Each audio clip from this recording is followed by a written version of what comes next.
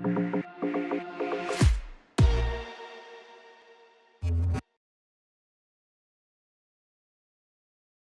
Alex, appreciate you hopping on again. Let's kick things off with, like I said, I mentioned to you before this call, but I'm under the assumption most people in the audience know what FWB is, have some level of familiarity. So I'd like to start just from role hack onward. What is the vision? If you had to describe FWB now, heading into season 3, how would you describe it to somebody brand new?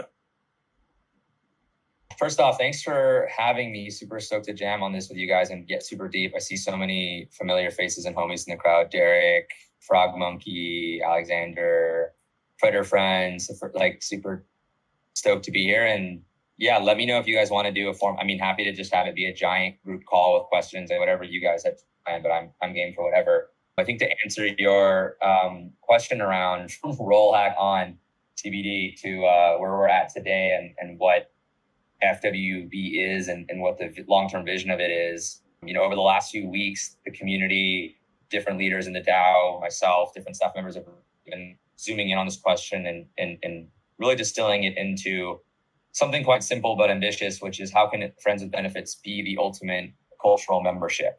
And, I think we've all watched and witnessed over the last 10 years, so many different incredible membership communities be built in what I kind of call membership 2.0. So you can look at everything from Soho House to Noya House to Spring Place and WeWork, right? All these kind of physical spaces or community companies that were really built off of this idea of, recurring sort of subscription for access to a space of sort of community members. And I think as we're entering sort of Web3 or, membership 3.0, I think Friends with Benefits is really poised to explore what membership means in sort of the Web3 world, and also, what being a token holder means. But more importantly, I think building towards this idea of how does holding Friends with Benefits gets you access to everything under the sun in our culture. So events, editorial, content, experiences, artwork, right? Everything that kind of fits under that umbrella. We're really trying to think about what's the product ecosystem that sort of powers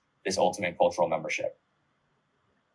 Awesome. Yeah, that's a really great description. To your point at the very beginning, I think we can probably transition this conversation pretty quickly after like the 30-minute mark to just like call audience members to stage and have them jam with us. So we will, if anybody has questions, please hold tight on those and we'll make sure to get y'all involved ASAP. I want to dig into this idea of like a cultural membership. What does, I know you guys dropped a post maybe in May about FWB as a curation DAO. What does that process for curation look like, you guys, given the size of the community? And how do you make sure that people's voices are heard in that process?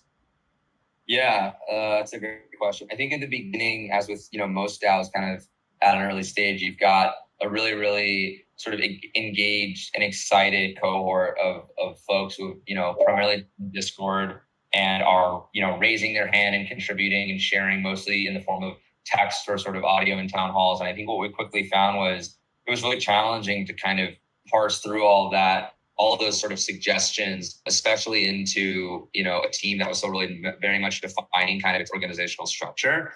And so in the beginning, it was a lot of folks curating different things, right, in channel without, sort of a central sort of curatorial really guideline or framework. And over the last couple of months, a big priority of ours that I feel like has been kind of represented quite thoroughly throughout, most of our documentation in our different mirror posts. But it's all about like setting up the infrastructure for better cooperation and coordination, right? And so a handful of ways that we built sort of human tooling, if you will, or organizational design tooling to better solicit, capture, and integrate feedback and curation is through, really a couple different pillars. One, sort of in Discord tooling or in Discord tooling, right? So we created one tool where we essentially allowed all community members to pin different posts that they found relevant or that they found engaging, or that essentially they wanted to almost like rise to the top of leadership to essentially take a look at, whether it was breaking NFT news or it was a really interesting thought article piece from a friend or things that someone wanted to quote unquote curate. We created a tool that existed in the form of a bot to allow members to essentially pin and flag different threads that then a curatorial team would go through and review, earmark, editorialize, if you will, and then put that into a weekly roundup that exists for FWB members as our FWB digest. And so that was sort of an example of tooling that we're quickly building other micro tools to allow for the community to sort of surface content as quickly and as effectively as possible. Because I think we all agree, like, Discord is amazing, but not perfect. And sort of the synchronous nature of it makes it tough to kind of organically find what content is the most meaningful. So separate to tooling, the bigger push has really been around actual organizational design and propping up these teams. And so what that looks like over the past few weeks has essentially been, how do we naturally and organically identify community leaders who are sort of experts or community signaled experts within the community and move them and incentivize them into a position of curatorial sort of, let's call it power, and allow for them to then create a team that other community members are able to get involved with, support, and contribute and curate to, right? I think we found when it was just a giant bucket or a giant pool of everyone throwing spaghetti at the wall, it was very rare for an idea to actually make it to the top just because it was so bottlenecked and so centralized. Over the last 2 months, as we've been moving further and further into, this sort of this curatorial DAO, if you will, we've identified, really 4 different departments or teams that we wanted to focus on this season. Because I think, so many DAOs with the right amount of focus will be able to, I think, just grow significantly faster versus working on, a mile wide, inch deep, and rather focusing on a couple core areas. And so for Friends with Benefits, it was essentially identifying, okay, what are the 4 categories that we want to emphasize our curation on? And it was editorial. So essentially, how do people find out about Friends with Benefits? How do we create better content, podcasts, video, transmedia, different formats that allow for people to learn and educate themselves about Friends with Benefits, both in and out of the community? 2, product. So what are the different products that power the Friends with Benefits ecosystem? So city guides, newsletter newsletter framework, the new website we just launched yesterday, right? Like, what are the digital token gated, ever evolving internet products that we're able to curate and build? 3rd is then membership. So that's essentially operations of the DAO, scholarships, communications, how members find out about things inside of Friends with Benefits, right? Like, a lot of improvement we have to continue to do there as we're growing quite quickly and sort of building the plane while we're flying it. But now we have a team dedicated to essentially, what's your member experience as a token holder? How do we help you maximize your experience you're getting for being in Friends with Benefits? And then last but not least is our Treasury Team, which is essentially, how do we effectively build and operate a sustainable DAO? How do we ensure that we're hitting our different metrics of success that correlate to budgets for these different teams and in the long tail runway of the DAO? And so with those 4 sort of, let's call them curatorial or contributory teams, now we've created a format where anyone in the community is able to essentially reach out, via an application form in the community, specify their skill sets and their interest levels, and have sort of a direct sort of manager, if you will, or sort of a direct team lead, if you will, help then craft the role for you and get you onto a token or a compensation and incentivization package, which is a hybrid of different options from FWB tokens to USDC, based on your level of sort of contribution. Yeah, the level of organization that you guys have shown so far is insane. So huge props to that. I see some people shouting out the website and the voice chat as well. I was blown away by that. So I'm huge props there as well. I have a question specifically on the point of like organically finding leadership. You guys mentioned this was a process you've been working on for a while, and like, honestly, in FF right now, as we're heading into season 1 and trying to build out these teams of our own, that's also a process that we're thinking about. What have you learned about the process of like organically identifying community leaders and moving them into those positions of leadership? And what advice would you give to a DAO that's currently in that sort of process as well? Yeah, I think, often, and there was a really great Bankless DAO podcast with Legion, Cooper, and Jesse, where I forgot who brought up the point, but one of the biggest skill sets that I think are going to be demanded in Web3, I think Cooper mentioned it, is going to be people who really have sort of social skills and the ability to sort of socially coordinate, which was a really interesting sort of contextualization where, I think top level, you're going to need sort of DAO leadership who have strong social skills, who are just strong community builders, right? It's so many different leaders within Friends with Benefits have been doing this for the last decade or 2 decades. From Derek Taylor, who's in the audience right now, who runs Minotti's coffee shop in LA, like that is an example of him being a community builder over the last 10 years. where, he can probably attest, like, running a successful coffee shop is knowing your customers, building strong relationships, and identifying who the folks are who are constantly coming back and bringing friends and making them feel more and more a part of the family. So I would say top level, identify who the organic natural community builders are, and get them into positions where they can then identify, nurture, and sort of, encourage other talent to participate in those different functions. Then I think you can take your more sort of like metric driven approach to how do you organically find your community builders, right? You can hook in any sort of, any set of Discord stats that allow you to identify who your most purely active members or users are on your Discord, right? Who are the people who are messaging significantly more than the lion's share of the community? Who's most active on voice channels? Who's most active on messages? You can kind of start to map out who the people are who are frequently posting and ideally posting valuable posts and coordinating. Who are the people who are almost like without leadership's direction, taking initiative and being like, hey, let's organize a city, an FWB city meetup in New York City, and urging us to get it on the calendar and locked in the location. And like they're handling all of that without literally any direction, right? That's almost the first sign of like, as a community builder, you then reach out to them, you then make them feel, frankly, important, valued, and a part of the family. And then you then work to identify if there's a larger role for them, right? And I think as someone who's naturally done that, frankly, the last 10 years of my life as a former party promoter, then turned sort of conference and organizer and real estate developer, like so much of that is identifying the right ingredients that go into the larger equation of what you're building. Yeah, I would sort of recommend those two strategies, the soft skills approach and then the hard skills approach. Essentially, who are your most active users? Who are your biggest, strongest community builders? And then quickly making them feel welcome, a part of the mission. And then, what is so exciting about the token side of things with DAOs? Then, incentivizing them with a token, a sort of token grant in a package. Yeah, that's a really great rundown. I appreciate that. I see some really awesome questions coming into the chats, and there are a few that were submitted before the call. So I want to dive into those as soon as possible. But before that, I've got one last question for you. There was some conversation on Twitter yesterday around the issues that you guys set up in season 3. And I just want to pull that up real quick just to make sure we're on the same page. So it's like editorial and city guides, events, and then the Discord being the highest tier with the highest FWB threshold. And I kind of made the comment that the fact that you guys have managed to keep the Discord as the highest quality product in the ecosystem is incredible because of how saturated the space is with a million and one Discords. How have you guys managed to do that? Why is the Discord such a special place that in your guys' eyes is the number one top tier product? And how do you guys plan to maintain that quality with the influx of members in the future? Yeah, so that's a great question. And I think Frog Monkey, like we were chatting about this yesterday, in FWB and the general channel, like the Discord right now, I guess to date, the Discord really has been the primary product of Friends with Benefits. Like what you see on the website now, sort of this, the benefits list, we call it, of like what does holding tokens get you?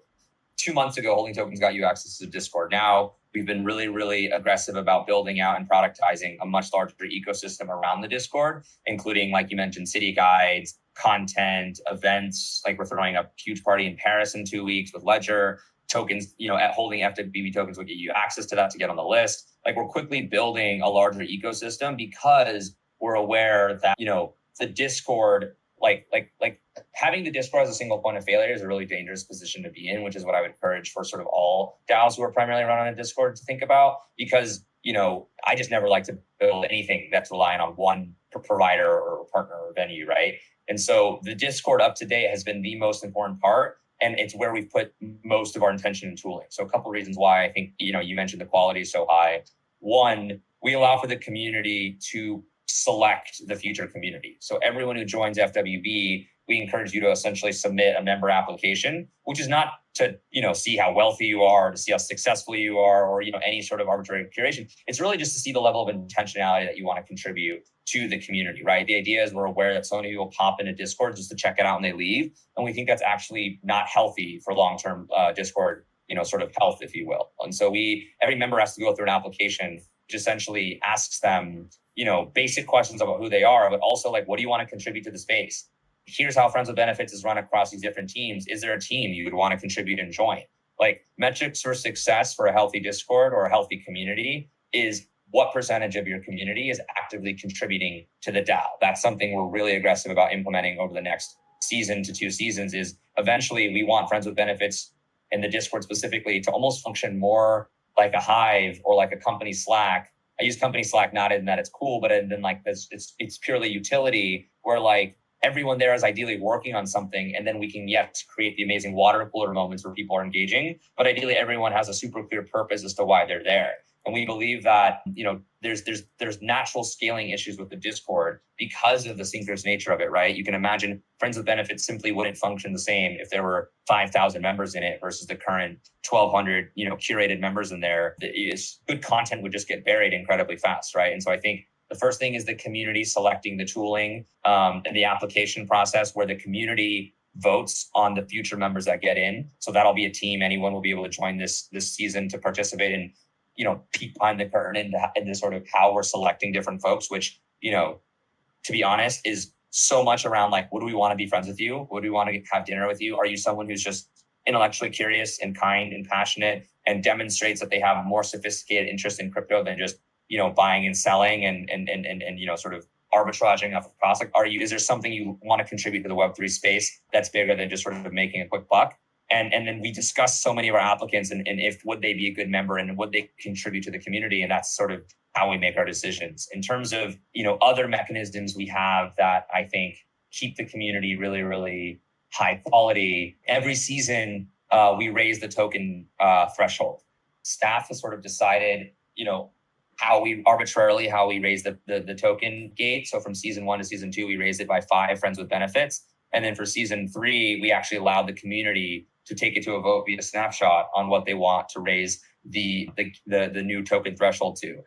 We put that in place for a few reasons. One, we want to essentially continue to demonstrate that if you want to contribute to the space, we want you to have skin in the game, right? We want you to every month or every season, which is 3 months, be evaluating what's your role in relationship to Friends with Benefits. Did it serve you value this last season? If it didn't, all good. You don't need to upgrade and you can sell. If it did provide you value, great. Top up and get in the mix. The second thing is source credit and rewards and contributions. We use source credit to essentially map out at the end of every season the level and the extent to which people contributed via essentially activity on the Discord, voice channels, and joining different teams. And then we reward, you know, I think this season was roughly 30% of our members with tokens that then allow them to get close or above the threshold. So the idea is that we're constantly rewarding the people who are contributing the most amount of value. And so with those sort of 2 equations, we find that it keeps the accountability really, really high. It's really hard, I think, to be an asshole in Friends with Benefits because everyone's so linked together and everyone's working on so many different projects. And it has that sort of closed loop nature that there actually is really strong sort of accountability mechanisms that the community almost enforces, you know, on behalf of the larger DAO, if you will. So I would sort of say those 2 reasons are why the Friends with Benefits Discord is so strong. Is one, the community selecting the future community through our membership team, which is run by Patty, who I think I just saw join the call, and the source credit sort of distribution rewarding contributors who are adding the most value to the DAO. Yeah, and I think that idea of community involvement in every step of the process is super important. So I can totally understand why that's such a huge quality filter for you guys. I think now's a good time to start digging into some of these audience questions. Because like I said, there's a ton coming in. There's a few that were submitted before the call. The first being from Captain Skeletor. So he asked, how does the pay-to-play model not increase the barrier of entry and make it difficult for a more equitable community?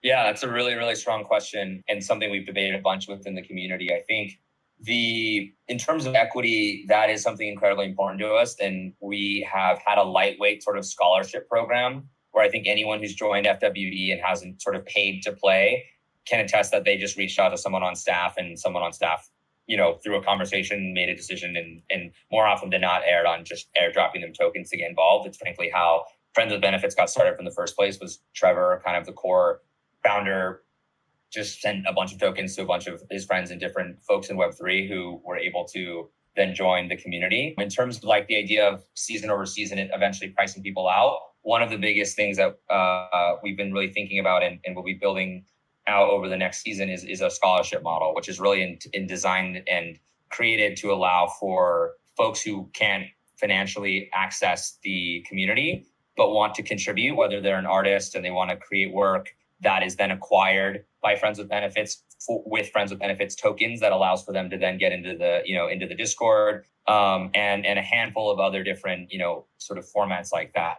I think one of the biggest reasons we decided to also diversify the product stack, if you will, in terms of, the newsletter being accessible for 10 Friends with Benefits tokens versus, the events being accessible for 60 to 60, the city guides being accessible for, I think, like 10 or 15 Friends with Benefits. All of that is to create different tiers, sort of engage with whatever you feel comfortable and whatever you financially can afford at the time. And then if you'd like to jump in deeper and actually contribute on sort of the team side, that's where either the scholarship route comes into play in terms of applying, demonstrating sort of the value you'd like to bring to the community, and then the membership team sort of deciding to grant a scholarship, or just raising your hand and applying to join Friends with Benefits at large and joining a team, which then puts you on a token salary of anywhere from, 25 to 50 tokens a month, which then, quite quickly would get you, into, well past that threshold to then be able to sort of be sort of a locked in member over time. Awesome. I think you touched on this, but there's also a follow-up question around this idea of like combating creating a homogenous demographic and echo chamber within the community. If you want to just touch on that as well, because I think that was sort of the follow-up to the previous question. Yeah. To date, the team, we felt really represented a diversity of thought and engagement. So it was, diverse across, sort of socioeconomic status and token holding, race, gender, a handful of different, sectors that we felt were really important to be representing and curating the team. And so that was represented at least in the last season, when curating and evaluating these members, we're constantly looking at, and that's one of the reasons why we also have employed the gating function at large, is to frankly make sure that if we see one certain demographic outweigh all the applicants, we'll then evaluate like, okay, like if this one specific archetype is consistently applying, is there a way to make sure we're able to reach out to other demographics and build partnerships to encourage, stronger diversity of thought? So I would say for right now, it's mostly just been a sort of almost intuition and sort of leadership heuristic from the different members on the membership team who have approached that in a very one-off basis. But I think as we head into season 3 and we've almost formalized this membership team a bit more, we're really keen to figure out ways to just continue to expand and avoid, we aren't just a crypto community, but really sort of a culture and crypto community where we're really keen on just finding ways we can onboard Web2 artists, creatives, and thinkers across all spaces into Web3. Awesome. Heading into more of a governance and treasury discussion, Frog Monkey asked 2 questions. I'll ask them both. So the first being, what's the product roadmap going forward? And the second being, how did you choose, or why did you choose to raise and do a treasury swap with other DAO treasuries? So the product roadmap, I can give it at a high level. I think the season 3 post we put out yesterday and showcases a bit of the roadmap to date. And over the next few weeks, as we've now propped up this product team, we're going to be really clearly documenting and laying out across timelines, month-to-month timelines of all the different products in the works. That's kind of top on the list.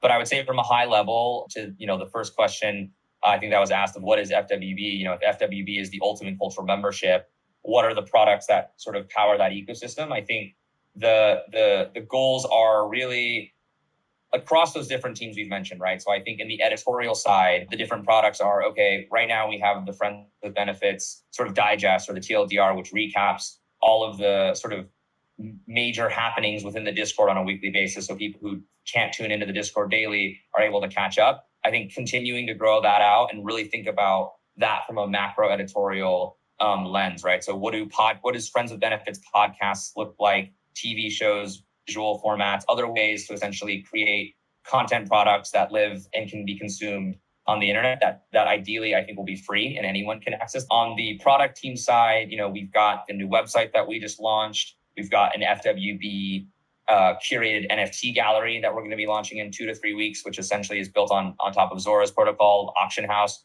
and allowing for Friends with Benefits and the community to curate different NFTs and showcase them in a really unique way. I'm super excited to launch that, as I think it's one of the more exciting designs I've seen of how a community can really sort of drive and accelerate the energy and momentum around an NFT sort of minting and selling and auctioning process. We're building a member directory, which is essentially going to index all of the friends with benefits members in the Discord, in the Discord, and allow to kind of index their different Web3 skill sets to eventually build a destination that is sort of your go-to place to find Web3 talent to collaborate with, and to better sort of create like, all right, who's this random username? Be able to click that, go into a token gated member directory and see, here's the city they're in. Here's sort of their past projects they've worked on in a really like open and collaborative format to then incentivize more people reaching out to one another. And the list goes on and on. We have city guides coming out. We've got a handful of different sort of internet products that we're excited to have the product team be launching over the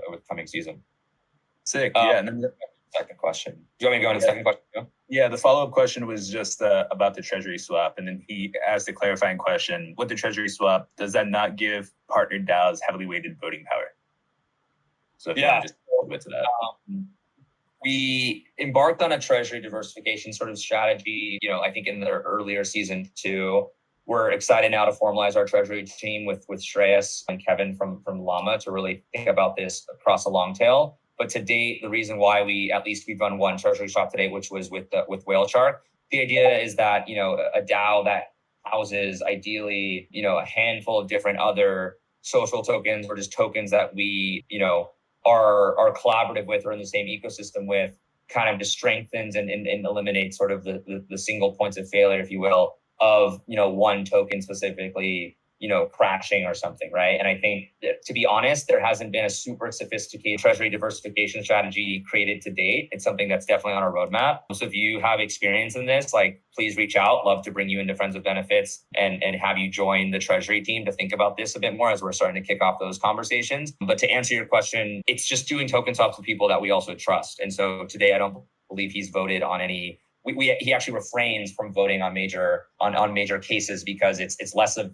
that as a token of governance, more as a sort of economic diversification strategy to ensure that the community has a strong, just multiple assets under management. Yeah, it makes a ton of sense. It just goes to show how proud we are. It just goes to show how early we are with all of this. The fact of the matter is, the fact that you could do a token swap specifically with an org or a party that you trust and be very cautious and wary of the voting power there is something that we can do now that we might not be able to do in the space maybe a year, 2 years, X years down the line. So super interesting to see the dynamics there and how people are dealing with that. There were a few other questions sent in the chat. Let me scroll through really quick. The chat's popping right now. So Austin asked, how do you balance issuing FWB to contributors in a token incentivization package with building demand for the token? Is there a risk for having too many bounties and issuing too many of a native social token as an incentive? And if you want to go read this yourself, just for reference, I'm going to just message it right here so you can see it.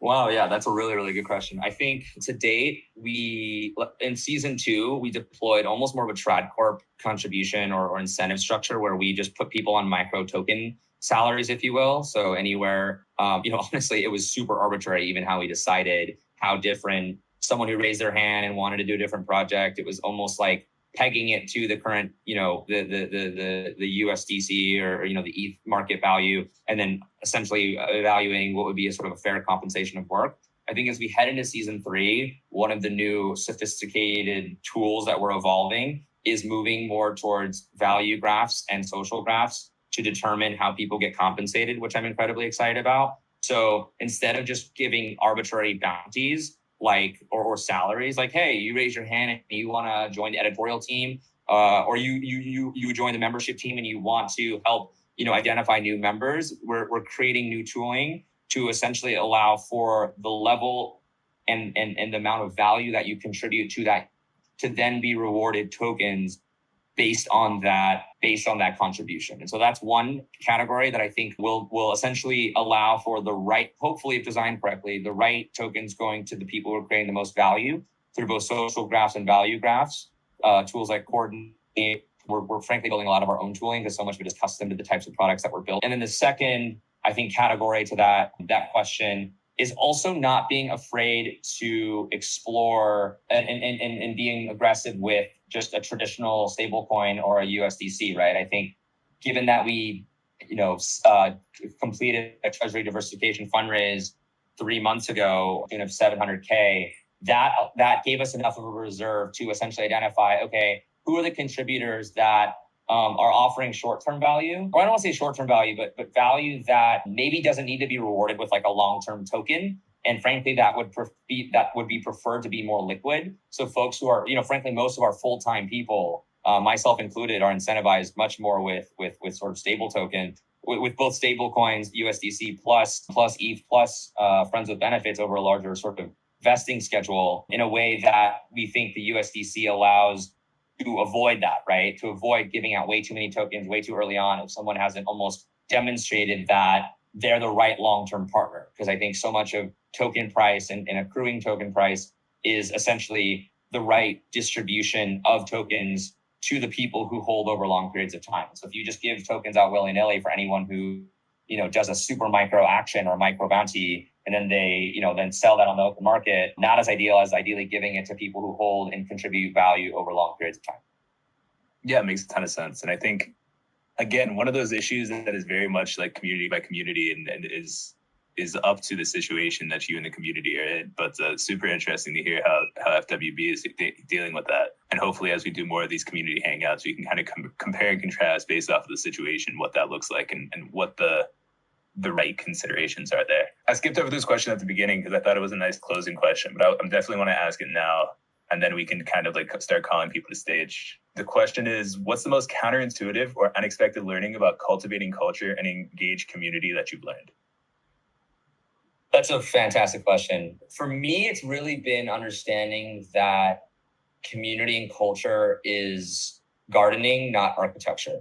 And so I use that in the lens that in architecture, you have to be incredibly specific, calculated, didactic to an extent, and have everything almost like very measured out and pre-planned. I think with community building and how culture is born or is blossomed or is sort of propagated, so much of it is just about planting seeds and watering it. And you have no idea the variables of weather or conditions or soil quality or whatever, but it's about like nurturing, right? And I use nurture as in it's not holding on to dogmas too strongly, not being afraid to change, always listening to the community first on what they want, but also not indexing that too heavily. Because at the end of the day, like if you build what 1,000 people want, you'll get a mismatched culture, right? And so I think it's really listening to intuition. It's really not operating within a strict box and understanding that things are always going to flow and kind of grow like weeds, like organically outside. And then it's about sort of just identifying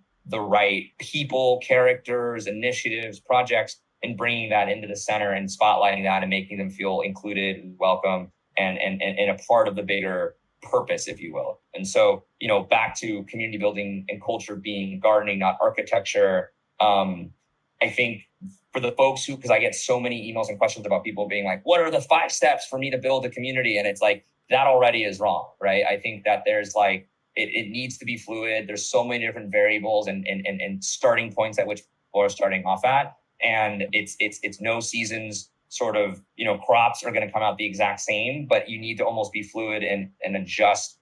And most importantly, listen to the people who care the most and who are the most active and find ways to fold them in, because it's a team sport. And I think that's by far what's gotten me most excited about this, because I'm more of a Web2 community builder, as I have been over the last, 5-7 years. And it's only in the last 3-4 months where I've just gone full deep into Web3. And I'm just so excited by the tools that allow for that level of intentionality and incentivization for that gardening to sort of take place. I'd like to probe on that part a little bit as well. Like, what are the major differences you've seen in like between like Web2 and Web3 communities, specifically like just like from a very like personal standpoint as well? Yeah, I think in Web2 or, I guess just previous models, I think I always use this analogy where we all love or prefer a potluck over like a 5-star fancy meal where where you're expected to be delivered impeccable service. And I think more times than not, having everyone just show up to a friend's house and everyone's cooked an individual meal and coordinated so that not everyone brought dessert or Sprite, but everyone brought someone brought the entrees and the appetizers. I always look at that analogy of how do we create more potlucks? And I feel that a lot of Web2 membership communities is very 5-star course meal where the expectations are incredibly high, right? If you're a Soho House member or you pay some crazy fee to be a part of some experience, you walk in with a natural set of expectations, right? You're like, I want you just spend some crazy obnoxious fee on some Michelin star restaurant. You want the service to be impeccable. You want the food to be impeccable. And if your reservation's 10 minutes late, you're throwing a fit, right? I think that paradigm of living isn't a world that I want to live in. And I like living in worlds that are significantly more communal, and the idea that let's all see how we can pool our resources and our creativity together to create better, positive some experiences. And so I think, Web2 membership communities is very much that. Former Web3 communities are very much that latter, where it's hey, if you're having a problem with how this DAO is being run, please reach out to me. And I will, if there's the right skill set match, I will find you a role so that we can build this together, which just is a much more fun kind of world to live in. And so I think that that's kind of one of the biggest differentiations is the expectation from the consumer, right? So an expectation from a consumer walking into a, membership 2.0 or Web 2.0 experience is very much I paid money, so I deserve this. And then if you didn't get that experience, it's, I want my money back, or that wasn't worth it. Versus Web3 membership experiences are, I purchased an asset that is liquid.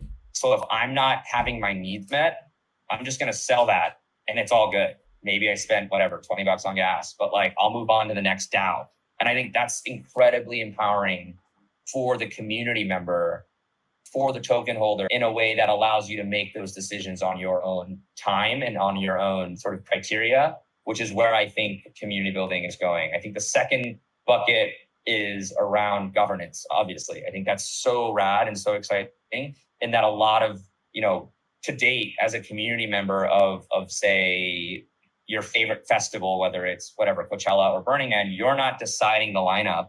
You're not deciding the next location of where they're going to pop up. But being a part of a DAO in a Web3 community that's run through a DAO, I think is incredibly exciting, as it allows for you as a community member to have more visibility and to weigh in on the types of experiences that you want, right? And so the idea that, imagine a festival where, as a token holder, you got to weigh in on the type of music you would like to see. And so then you start to have, you start to mitigate some of those, the life cycle that you've seen so many different experiences go through. Coachella being a great example, where if anyone was going to Coachella 10 years ago, 12 years ago, they were booking the most incredible lineups in the world for that sub niche community. And then over time, as it became more and more, I don't want to say mainstream, but it started to sort of serve a different function than sort of that core community. What does it look like if a fun thought experiment, if a major festival like that had their early community builders who were a part of that, making Coachella happen, still be able to weigh in on maybe one stage out of the 6 stages. So it's not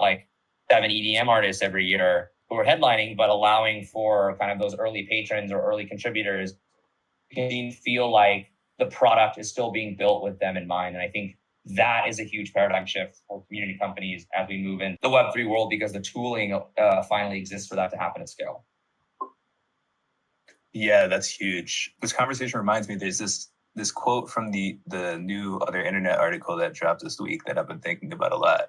Something along the lines of, crypto reintroduces participatory governance of public systems as a part of daily life. And I think just abstracting that out, Web3 communities in general, just to your point, the difference here is that in Web2, you may be a part of a community and can move from one community to another if you don't like it. With Web3, you are involved in the creation process and can start from day one, regardless of whether you were there from the beginning or whether you just showed up and contributing and changing the way that things are done. So I think that quickly, I think we got 10 minutes left. I want to open it up to the stage. If anybody else has more questions that they want to come and jam on, or just topics that they want to explore, feel free to raise your hands.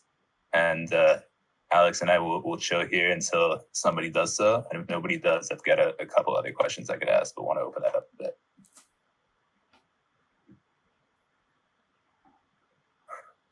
Waiting. And then Alex, is there any topic that you want to explore a bit, jam a bit on stage?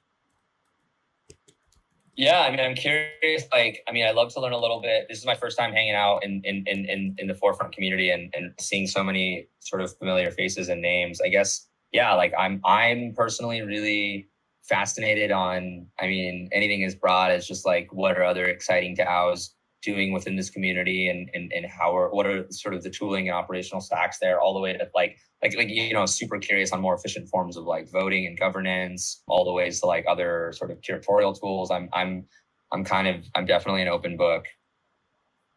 Awesome. Yeah, and I think that's something like FF as a community has been thinking about a ton. We just like threw up a season 1 proposal last week and have been thinking about these ideas of like governance and how to get like onboard new participants and contributors on making sure that people are kind of like in the circles where they feel empowered and can do really great work. So a lot of the questions that I've been asking you throughout this conversation have kind of been motivated selfishly by like trying to figure out how we can use those things for the FF community. But no, I think the key learning here is that like so many of these questions, understandably so, are just like completely open, right? And like every community is going to go through a process of figuring it out on their own. And while you can like adopt and learn best practices from other communities and the way they've done things in the past, like given the fact that community building is more gardening and not architecture, like everybody's garden is going to look different, right? You can't dictate how things are going to start from beginning to end, and therefore you can't dictate what process and what structures are going to be best for the particular community that you're working with. And so it's just fascinating to learn across the board how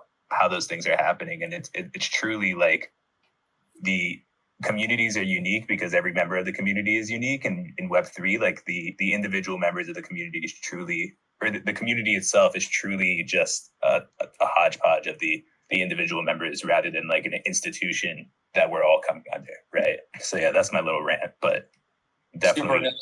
Super well said. I think that is 100% it, right? And I think it's got me excited to see, what do all these gardens look like, and how do all these gardens, function together and collaborate together, right? And I think so much of it is just listening to your people and finding if every DAO or every community is going to be different, and you can't really there's no textbook way to just copy one and import it into the other. Just be super as a leader within your DAO, look and listen to your people and find ways to fold them in, and that I think is going to be the key. That Austin just sent a really great article around like the lines of this gardening analogy that we've been talking about. And I've given that a look before, and I encourage everybody to go read it because it definitely opens up the conversation to a lot of what we've been talking about here. I do see one hand raised, but there we go. There's Matt. Yeah, you have the floor. Hey guys, thanks for doing this. This is awesome chat. Yeah, I had a question kind of related to what you guys are talking about, gardening pot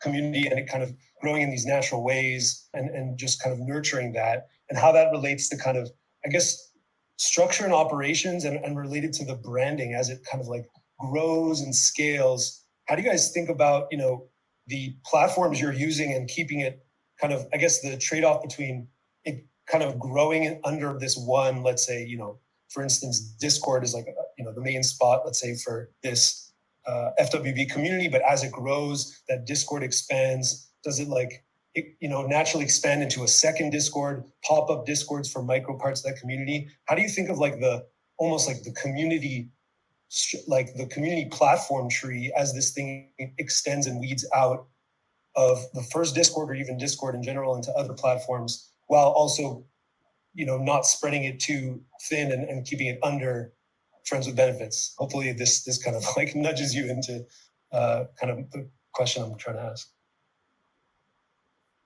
Yeah, so I think a couple things. I mean, because there's some good pockets there. I think from a brand standpoint, that's something that we've been thinking about a lot, which is, to date, and frankly, FWB hasn't been incredibly decentralized, and that anyone can build whatever they want, and that was an active decision we made where we were still in the very early process of trying to define the overarching brand of Friends with Benefits, what the purpose was, what it stands for, and then ideally finding more intentional ways for folks who want to build to be able to fit and stack into a team and then contribute to that goal in almost more of a traditional org design structure, right? And so I think that from a high level, it was like it's first establishing that overarching brand and the different core components that make that up, right? Values, mission, purpose, all the way down to more graphical identity and the guidelines, so that in the future, FWB in a year from now and 2 years from now will hopefully look entirely different, where there's just like an airtight guideline, and in order to build something, like there's just like, ideally it has certain components of the brand, so it's continuous, and it's not like there's 15 different friends with benefits branding logos and fonts going around, but it's all fitting under one umbrella and coordinated together, but allowing for sort of more sort of decentralized product and growth. I think in terms of what connects everyone together, I think like as long as you're building amazing products that people love, that are accessible through the token, it's early to say, but I think that might be just the bonding agent, right? I have no idea how we would prevent people spinning out and building their own projects or their own Discords, out of FWB, in the open market. And I don't think that's an issue. I think it's quite exciting as long as there's some way that, as long as we're still continually providing value and they're still holding tokens. And then ideally there's ways for us to showcase and advertise and share the exciting projects that have come out of Friends with Benefits or new sub channels that are derivatives of Friends with Benefits, but where a majority of the members ideally are still holding tokens and engaging with our different products. And so I think of the token being something that binds everyone together, the branding being something that binds something together, that ideally it's more advantageous to launch something with Friends with Benefits branding, because when you take that to the internet, there's an immediate sort of seal of approval or an immediate groundswell of community that shows up to that, versus just doing something on your own. Ideally, it's us as the DAO demonstrating that value to anyone who does want to fork and do their own stuff, and it's just seeing where it goes from there. Awesome. That was, great to hear. Thank you.